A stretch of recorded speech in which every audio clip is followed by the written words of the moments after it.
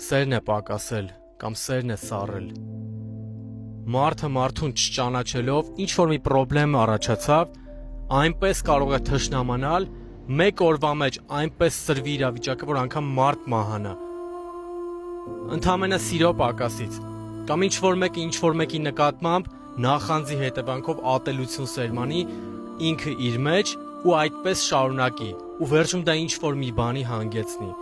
Ու այսպիսի երկար բարակ դեպքեր կարող եմ հիշել, որը որ Հայաստանում կարծում եմ շատ պայթունավտանգ աստիճանի է հասել։ Ինչից է սիրո պակասը։ Աստծուն չճանաչելուց, Աստծուն մոտ չլինելուց, որովհետև նա ով որ Աստծուն մոտ է, նա չի կարող չսիրել։ Նա ով որ ճանաչում է Հիսուս Քրիստոսին, ով աղոթքի մեջ զգացել է նրա ներկայությունը, նա չի կարող չսիրել։ Նա չի կարող շարունակ ատելություն սերմանել ինչ որ մեկերի նկատմամբ անընդհատ։ Նա լավ չի ճանաչում ուրեմն Հիսուս Քրիստոսին։ Եթե դու Աստծուց վերցնում ես սերը, դու չես կարող չտալ այն։ Այն քո մեջից կբխի։ Քո կյանքի իրավիճակներում, քո բոլոր գործողություններում կբխի այն։ Աստված քեզ շատ օրհնի